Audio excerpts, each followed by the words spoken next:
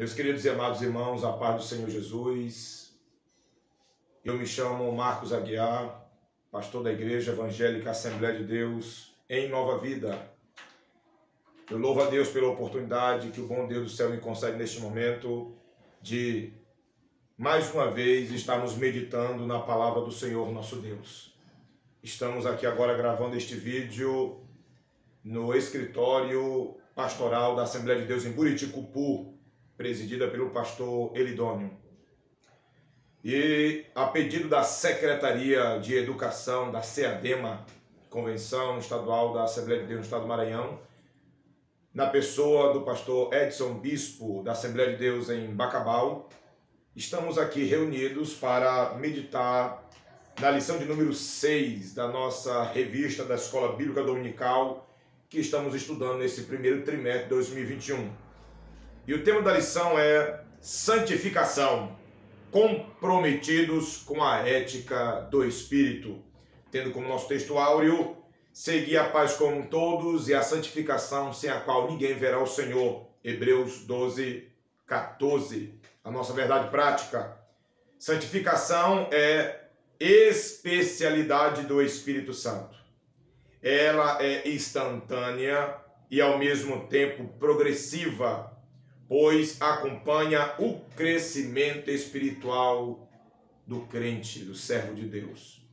A lição tem como objetivo entrar dentro do conceito sobre a santificação.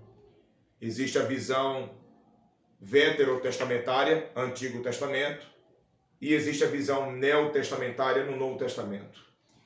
Essa doutrina é considerada a mais importante dentro da questão da identidade de Deus, a santidade. O que é ser santo? Qual é a definição de santidade?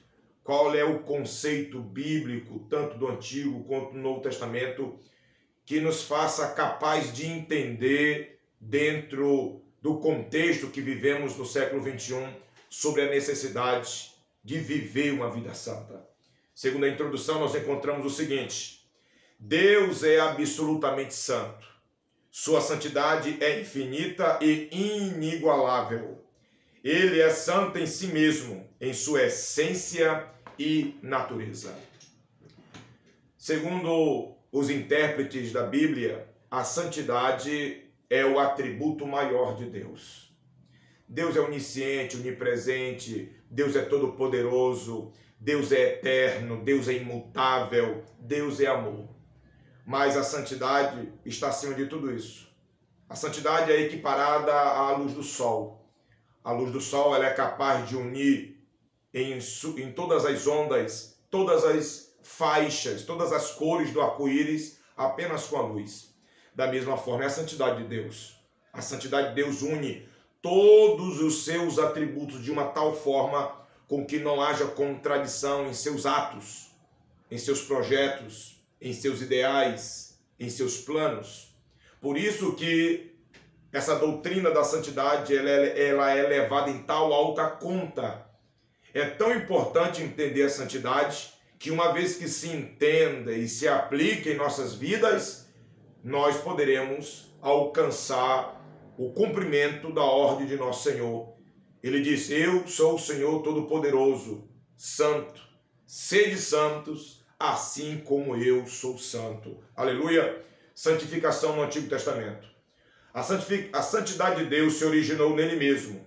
Ele é a plenitude gloriosa da sua excelência. Essa verdade é revelada dele no Antigo Testamento. Deus exige santidade de seu povo porque ele é santo.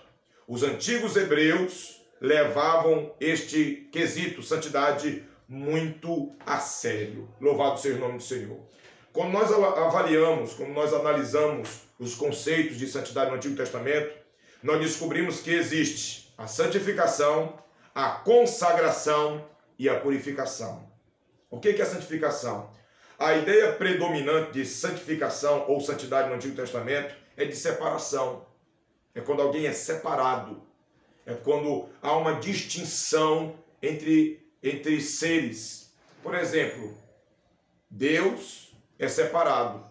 Deus é santo porque ele é separado. Separado em que sentido? Deus é eterno, nós somos etéreos. Deus está no céu, nós estamos na terra. Deus, ele é imortal, nós somos mortais. Deus é impecável, Deus não peca, nós somos pecadores. Deus, ele é absoluto, ele não precisa de mais nada. Nós não temos o ser absoluto, nós não temos nada de absoluto em nós. Por isso que Deus, ele é santo. Deus não pode pecar. Deus não tem como ir contra a sua própria natureza. Deus é tanta verdade, é tal verdade, que ele não pode mentir. E por isso, há essa identificação de santo. Existe uma expressão em um dos livros do Antigo Testamento que diz que Deus é tão santo, que ele não pode ver o mal. Por conta de sua santidade, a maldade que existe, a corrupção que existe, só vai de encontro à grandeza dele. E por conta disso, uma vez que se entende o que é a santidade de Deus, nós podemos, sem nenhum problema, avaliar sua natureza, entender seus decretos, nos curvar diante de sua vontade e assim obedecer sem nenhuma contradição. A outra palavra que o Antigo Testamento apresenta é a consagração. Quando se fala de consagração, está tratando da oportunidade que alguém possa ter de estar separado, de ser reservado, de ser ali colocado ou posicionado em algum lugar que identifique essa separação ou essa consagração.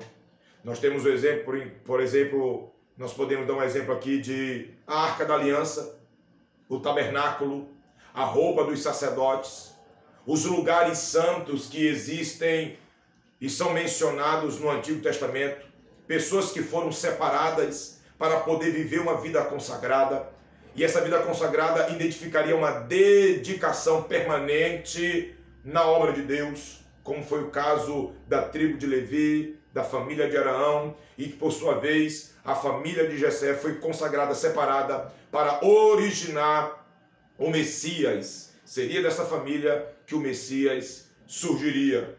E por fim, nós entendemos que também no Antigo Testamento a palavra santificação pode ser entendida como algo purificado, algo que foi purificado.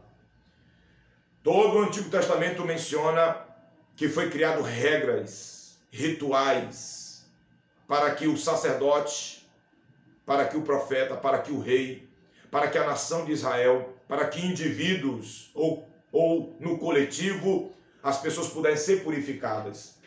Quando a mulher entrava na menstruação, por exemplo, no Antigo Testamento, ela era considerada como imunda. E depois do seu período menstrual, ela deveria passar por um rito de purificação.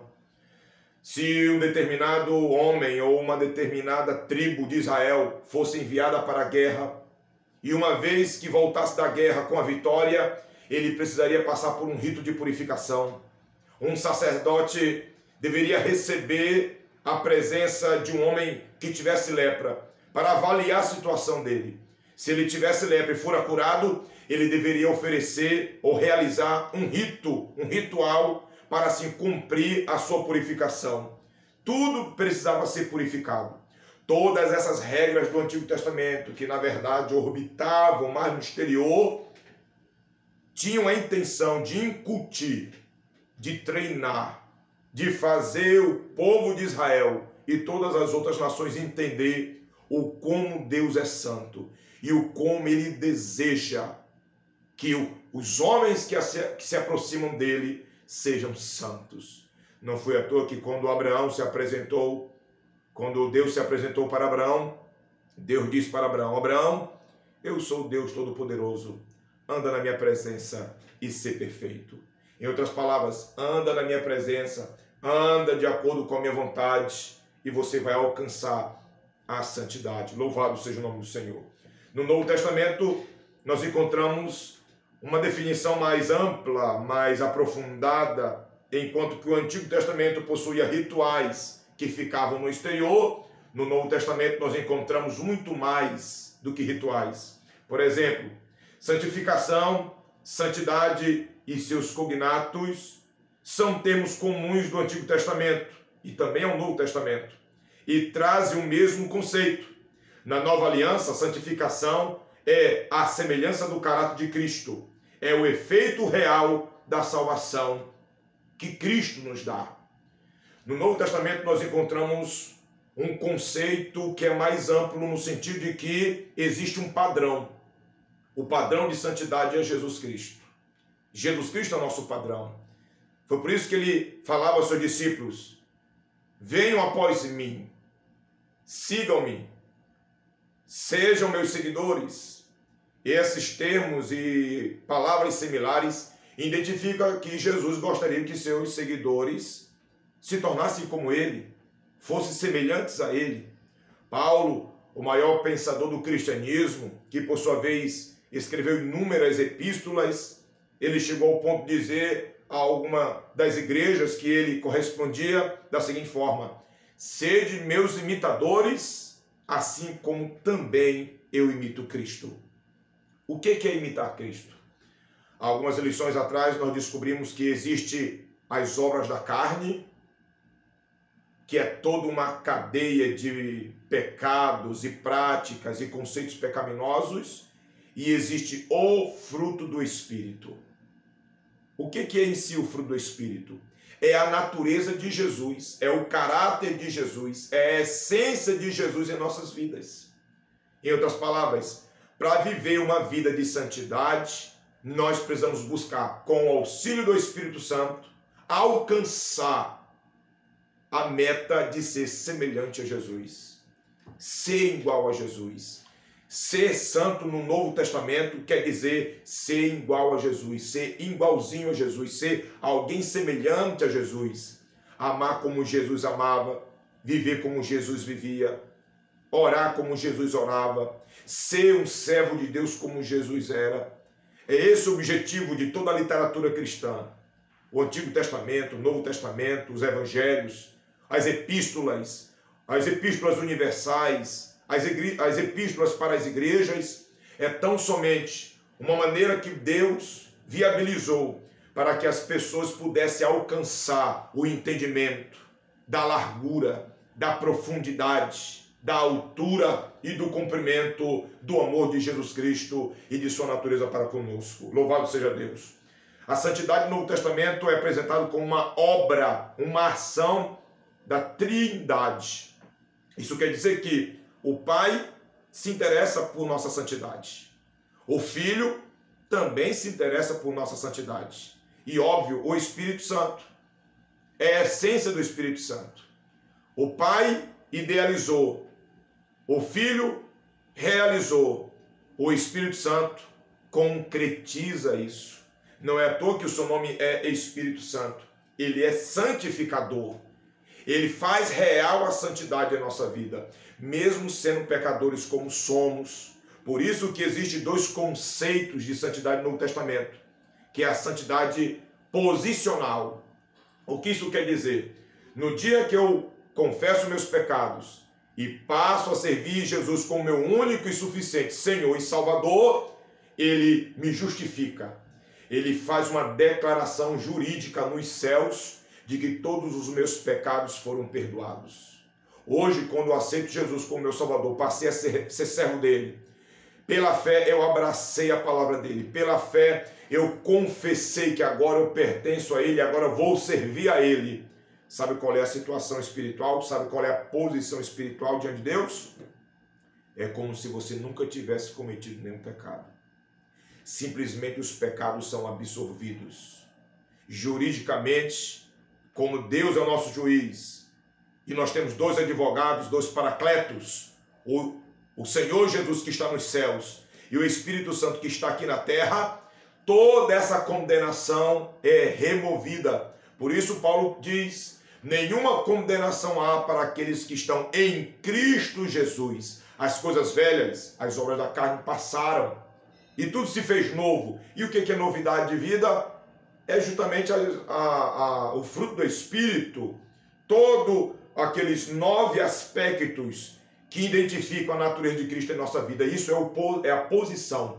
Posicionalmente falando, nós já estamos nas regiões celestiais em Cristo Jesus, nosso Senhor. Mais uma vez, Paulo falando lá em Efésios capítulo 1, versículo 3.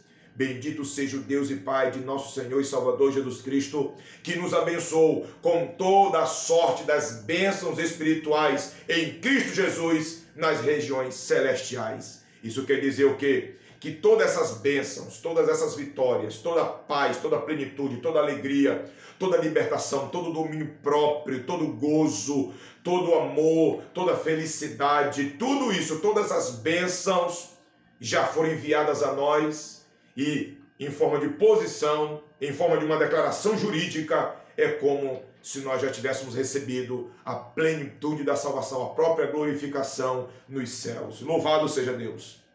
No Novo Testamento, nós encontramos também a salvação progressiva.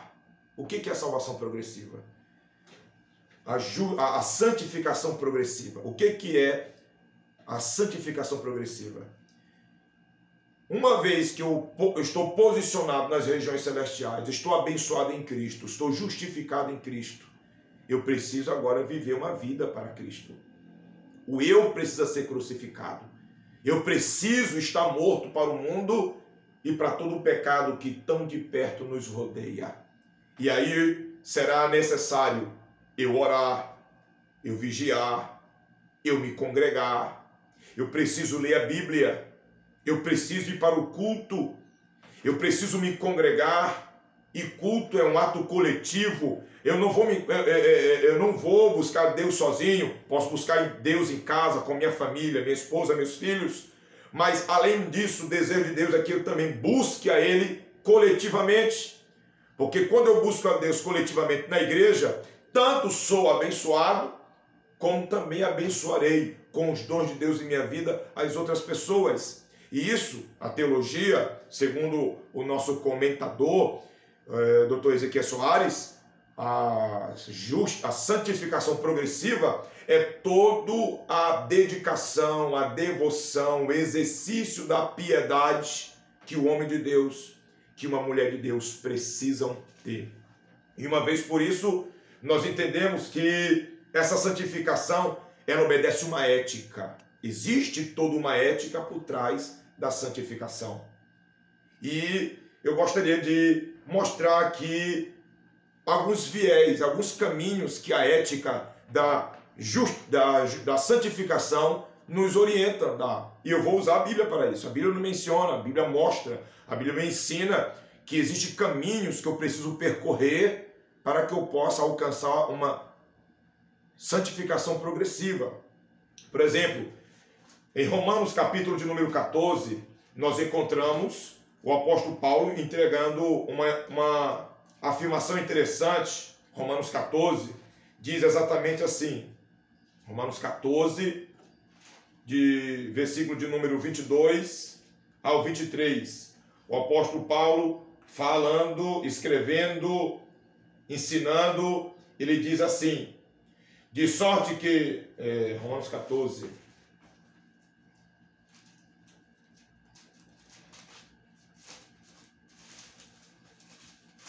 (14, 22), a fé que tens tem para ti mesmo, perante Deus. Bem-aventurado é aquele que não se condena naquilo que aprova, mas aquele que tem dúvida é condenado se come, porque o que se faz não provém da fé. Tudo que não provém da fé é pecado. O primeiro viés da santificação progressiva é fé. Eu preciso ter fé. É impossível agradar a Deus sem fé.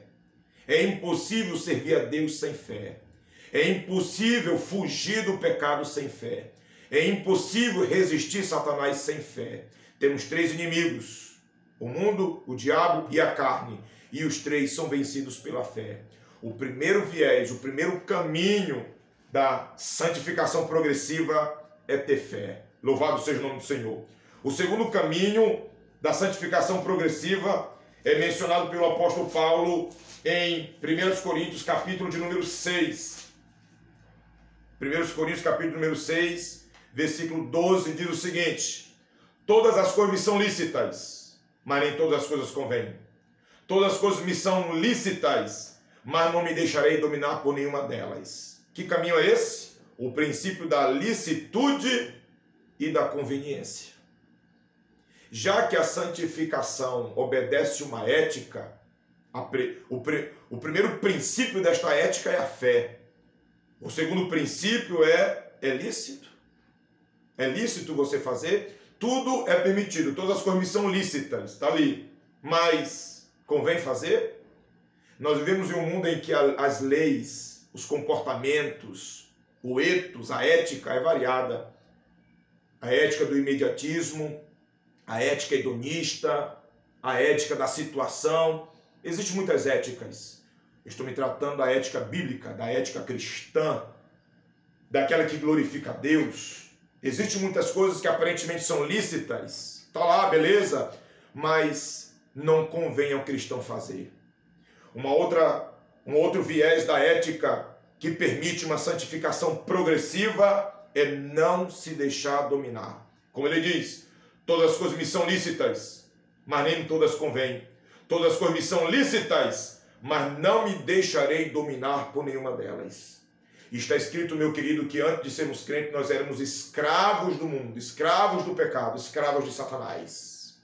Jesus nos libertou e é nosso dever nos manter livres. Não podemos mais voltar às práticas antigas. Era bêbado? Não se embriague mais. Se prostituía? Não se prostituía mais. Você gostava da pornografia? A porneia? Isso não te pertence mais. Agora você pertence a Deus. O teu corpo é o corpo do Espírito Santo, é a casa do Espírito Santo. E você precisa vigiar de uma tal forma com que você não seja mais um escravo. O outro viés que o apóstolo Paulo menciona sobre a ética cristã, que promove a santificação progressiva, é o princípio da edificação. 1 Coríntios capítulo 10, versículo 23, ele disse assim: todas as coisas me são lícitas, mas nem todas convêm. Todas as coisas me são lícitas, mas nem todas edificam. O que é edificação? Jesus disse o seguinte: eu edificarei a minha igreja e as portas do inferno não prevalecerão contra ela. Edificar significa construir, erguer, desenvolver um trabalho arquitetônico. E uma das muitas metáforas que é usada para identificar a igreja é justamente de um edifício. A igreja é um edifício. E você faz parte desse edifício que está sendo construído, que está sendo edificado, que está sendo levantado. E existem coisas neste mundo, palavras torpes, pensamentos, companhias. Existem situações que não trazem edificação nenhuma para meu querido irmão. Tu tem um amigo que não respeita o evangelho em tua vida, não respeita a tua fé. Eu não vou dizer para você largar ele de mão. Não larga ele de mão. Ele continue sendo seu amigo. Mas ponha-se bem firme em uma posição que mostre para seu amigo que você é um homem de Deus. Não aceite ele te corromper. Faça que nem Daniel. Proponha em seu coração não se contaminar com os manjares e iguarias que são oferecidos para você. Seja um homem de Deus, seja uma mulher de Deus. O outro princípio que é mencionado se encontra em Colossenses capítulo 3, versículo de número 17. Colossenses 3, 17, o apóstolo Paulo, ele nos dá a seguinte instrução, louvado seja o nome do Senhor, porque tudo... Colossenses capítulo 3, versículo 17.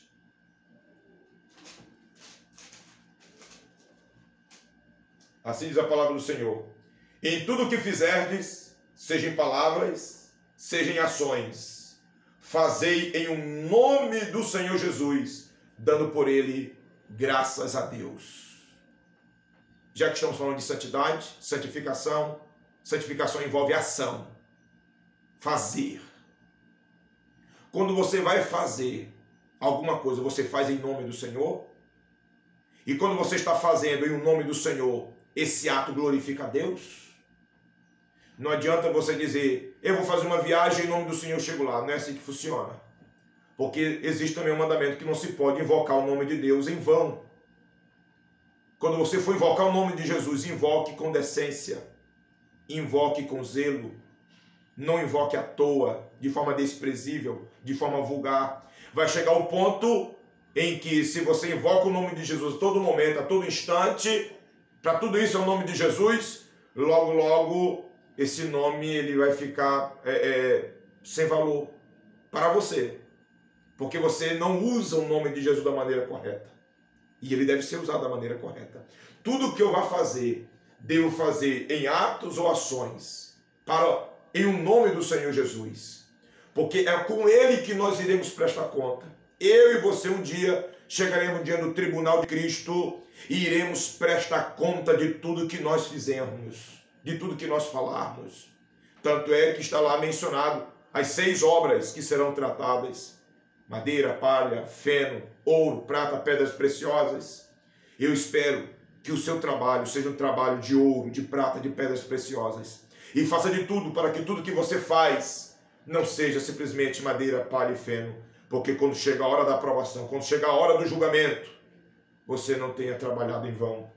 Por fim, o outro princípio, o outro viés da ética que envolve a santificação progressiva é o princípio de se fazer para a glória do Senhor.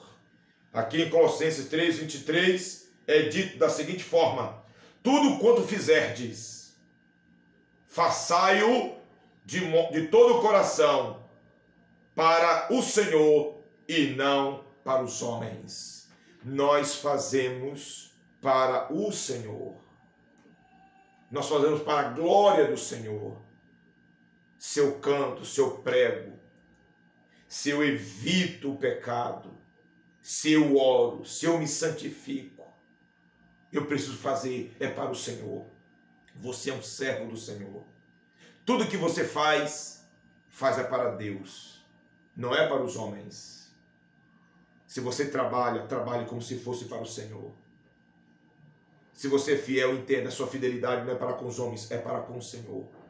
Dos homens é possível esconder as coisas. Dos homens é possível maquiar a realidade. Mas se lembre, para Deus não existe maquiagem. Não existe esconderijo. Ele sonda e conhece todas as coisas. E é por isso que a santidade é algo que é atribuído a Deus e Ele espera isso de nós. Ele espera de você a santidade. Ele espera que você também seja um homem ou uma mulher santa. Não no sentido da Igreja Católica que corrompeu esse ideal de santidade. Porque santo não é aqueles que foram canonizados e hoje são tidos como intercessores. Santo, pelo que a Bíblia ensina, é todo aquele que aceitou a Jesus como seu único e suficiente Salvador e teve seus pecados perdoados e que agora vivem na obra e na graça do Santo Espírito de Deus.